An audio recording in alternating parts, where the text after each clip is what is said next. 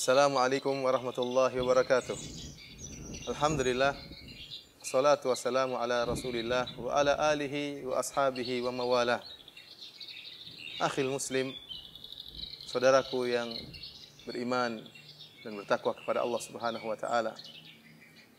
Siapa di antara kita yang tidak pernah berbuat dosa? Siapa di antara kita yang tidak pernah melanggar perintah Allah Subhanahu wa taala? Setiap kita pasti berbuat dosa. Dan ini telah dinyatakan oleh Nabi sallallahu alaihi wasallam. Kullu bani Adam khata'. Setiap anak Adam khata'. Dan khata' dalam bahasa Arab artinya senantiasa terjerumus dalam dosa. Berulang-ulang terperangkap dalam perangkap iblis dan perangkap syaitan. Akan tetapi kata Nabi sallallahu alaihi wasallam, wa khairul khatta'ina at-tawwabun. Dan orang-orang yang berdosa, yang terbaik di antara mereka adalah yang bertobat kepada Allah Subhanahu wa taala. Pada kesempatan yang berbahagia ini, saya ingin mengajak saudaraku untuk merenungkan tentang luasnya rahmat Allah Subhanahu wa taala. Agar jangan sampai terbetik sedikit pun dalam hati kita keraguan untuk kembali kepada Allah. Keraguan untuk bertobat kepada Allah Subhanahu wa taala. Karena kita sama-sama tahu, saya pun menyadari, Anda pun menyadari, seringkali iblis datang membisikkan dalam hati kita, membuat kita ragu untuk berkembali kepada Allah Subhanahu wa taala. Membisikkan kepada kita bahwasanya dosa kita terlalu besar. Bahwasanya Allah tidak akan mengampuni dosa yang telah kita lakukan. Iblis yang datang kepada Anda, dialah iblis yang pernah datang kepada diri saya. Atau menyatakan bahwasanya Allah Subhanahu wa taala tidak rahmat, tidak sayang kepada kita. Ketahuilah bahwasanya itu semua hanyalah tipuan iblis. Tuhan kita, Rabbul Alamin, adalah zat yang sangat sayang kepada hamba-hambanya. Dan senang dengan orang yang bertobat kembali kepada Allah Subhanahu wa taala, kembali kepadanya. Sampai-sampai dalam satu hadis Nabi sallallahu alaihi wasallam bersabda, "Lau lam tuznibu la dhahaballahu bikum, thumma jaa'a biqaumin yuznibun fayastaghfiruna Allah fayaghfirullahu lahum." Kalau seandainya kalian tidak berdosa, maka Allah akan menjadikan kalian musnah. Akan membuat kalian hilang. Kemudian Allah akan mendatangkan suatu kaum yang mereka berdosa. Kemudian mereka beristighfar, bertobat kepada Allah. Kemudian Allah akan mengampuni mereka. Lihatlah hadis ini. Ternyata Allah Subhanahu wa taala senang dengan hamba-hambanya yang bertobat, yang kembali kepada Allah Subhanahu wa taala. Oleh karenanya kenapa kita ragu? Kenapa saya dan Anda ragu tatkala kita terjerumus dalam kesalahan? Untuk bertobat kepada Allah, untuk mengucapkan astaghfirullahal azim. Astaghfirullahal azim. Kenapa kita mesti ragu? Saya akan mengajak kita merenungkan tentang luasnya rahmat Allah Subhanahu wa taala. Ada sebuah ayat dalam Al-Qur'an yang dinamakan oleh para salaf dengan arja ayatin fi kitabillah. Ayat yang sangat memberi harapan, yang paling memberikan harapan kepada hamba-hamba Allah Subhanahu wa taala. Ayat apakah itu? Allah Subhanahu wa taala berfirman, "Qul ya ibadiyalladzina asrafu ala anfusihim la taqnatu min rahmatillah. Innallaha yaghfirudz dzunuba jami'an. Innahu huwal ghafurur rahim." Nidaun rabbani, seruan ilahi, panggilan Allah Subhanahu wa taala kepada siapa? Kepada hamba-hamba Allah yang berdosa, yang berlumuran dosa. Kepada hamba-hamba Allah yang tenggelam dalam kenistaan. Allah seru mereka dengan panggilan penuh rahmat. Kata Allah Subhanahu wa taala, "Qul ya ibadi, wahai hamba-hambaku yang telah melampaui batas dalam berbuat dosa." Lihat, mereka terjerumus dalam kemaksiatan, tapi Allah tetap memanggil mereka dengan hamba-hambaku. Allah masih mengakui mereka sebagai hamba-hamba Allah sementara mereka bermaksiat, sementara mereka melanggar perintah Allah Subhanahu wa taala, sementara mereka membangkang dengan perintah Allah Subhanahu wa taala. Allah masih mengakui mereka sebagai hamba-hambanya. Allah mengatakan, "Qul ya ibadi, wahai hamba-hambaku." Kemudian Allah berkata apa? Alladzina asrafu ala anfusihim. Yang telah melampaui batas dalam berbuat dosa. Allah tidak menyatakan hamba-hambaku yang berdosa. Tapi Allah menyatakan hamba-hambaku yang melampaui batas dalam dosa. Artinya terjerumus, bergelimang dalam dosa-dosa yang begitu banyak. Kemudian apa kata Allah? La taqnatu min rahmatillah. Janganlah kalian putus asa dari rahmat Allah Subhanahu wa taala. Jangan kalian putus asa. Jangan sekali-sekali terbetik dalam hati kita putus asa dari rahmat Allah, dari kasih sayang Allah Subhanahu wa taala. Innallaha yaghfiru dzunuba jami'an. Sungguhnya Allah Subhanahu wa taala mengampuni seluruh dosa. Innahu huwal ghafurur rahim. Allah tutup panggilan Rabbani ini dengan firman-Nya, Innahu huwal ghafurur rahim. Sungguhnya Allah Subhanahu wa taala Maha Pengampun lagi Maha Penyayang. Untuk menghilangkan keraguan akan luasnya rahmat Allah, saya akan mengajak kembali saudaraku sesama muslim untuk melihat bagaimana praktek nyata kasih sayang Allah yang Allah tawarkan kepada orang-orang yang paling kafir terhadap Allah Subhanahu wa taala. Lihatlah Firaun, laknatullah alaih. Yang tidak ada orang yang lebih kafir daripada Firaun ini, yang mengatakan ana rabbukumul a'la. Aku adalah Tuhanmu yang maha tinggi. Allah mengutus Nabi Musa alaihissalam dan Nabi Harun kepada Firaun. Bahkan Allah mengatakan faqula lahu qawlan layyina la'allahu yatadzakkaru aw yakhsha. Ucapkanlah wahai Musa dan Harun kepada Firaun dengan perkataan yang lembut. Semoga Firaun ini yatadzakkaru aw yakhsha, dia ingat dan dia takut kepada Allah. Allah masih menawarkan pintu taubat, masih Allah bukakan.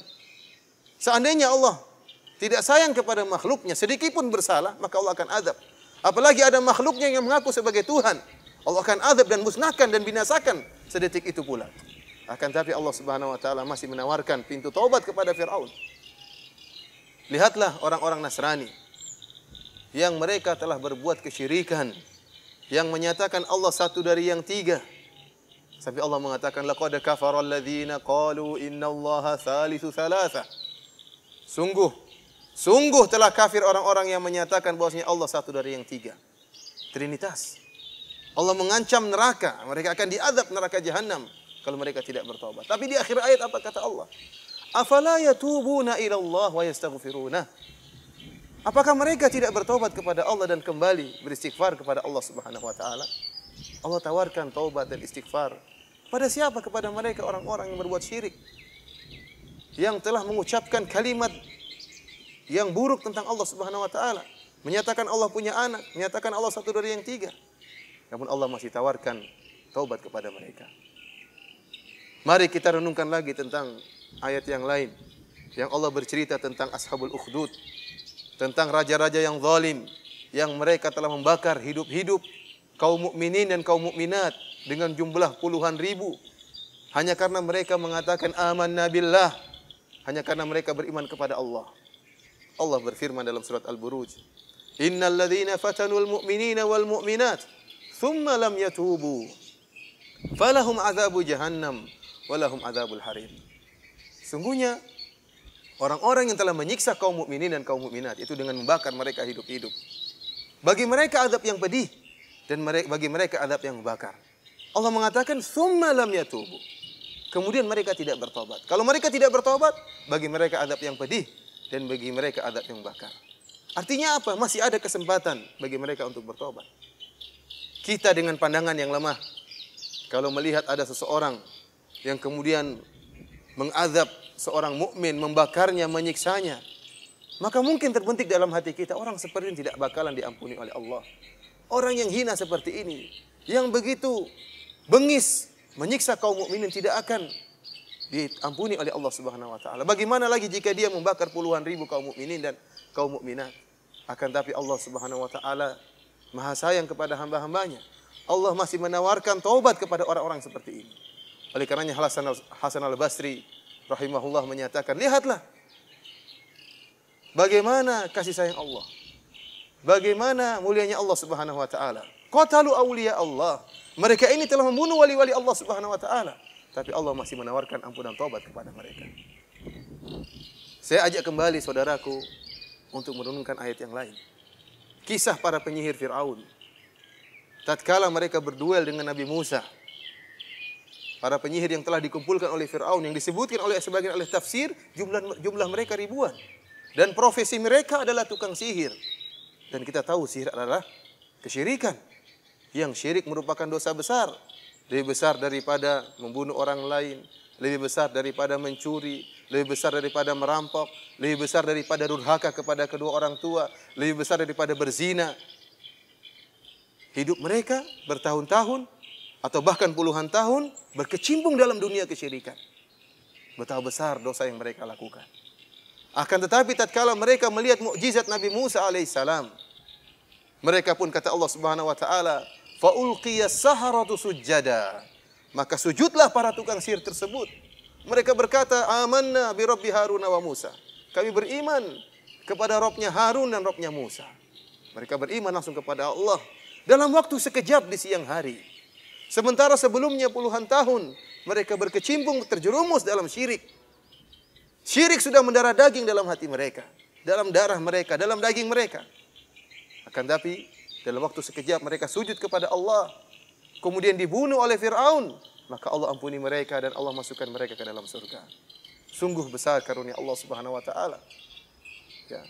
Begitu banyak dosa-dosa, sebanyak buih di lautan, hapus seketika, sekejap dengan sujud sekali yang mereka lakukan kepada Allah Subhanahu wa taala.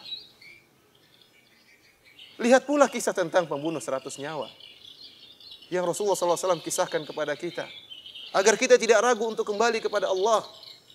Seorang yang sangat bengis dan temperamental, begitu mudah marahnya. Tatkala dia telah membunuh 99 orang, kemudian dia bertanya kepada seorang yang ahli ibadah, apakah saya masih bisa diampuni oleh Allah Subhanahu wa taala?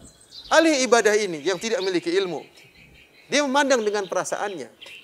Dia menilai dengan hatinya. Dia mengatakan orang seperti engkau tidak akan diterima oleh Allah, taubatnya oleh Allah Subhanahu wa taala. Bagaimana mau diterima sementara engkau telah membunuh 99 orang?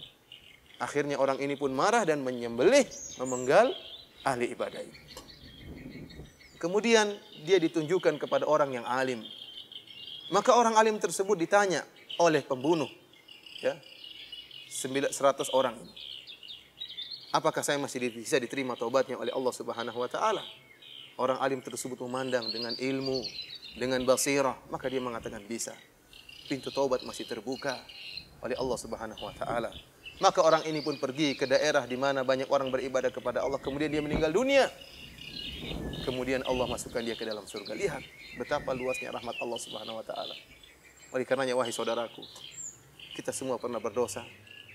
Baik dosa yang dilihat oleh orang banyak, baik dosa yang diketahui oleh orang lain, atau dosa yang hanya kita sendiri yang tahu. Hanya Allah yang melihat kita. Hanya malaikat yang mencatat dosa-dosa kita. Maka janganlah ragu, saya dan Anda jangan ragu untuk kembali kepada Allah Subhanahu wa taala, untuk bertobat, untuk meneteskan air mata mengakui dosa-dosa kita. Sungguhnya Rabb kita Allah Subhanahu wa taala sangat sayang dan gembira kalau kita kembali kepadanya. Demikian, wassallallahu ala nabiyyina Muhammad wa ala alihi wa sahbihi wasallam. Wassalamualaikum warahmatullahi wabarakatuh.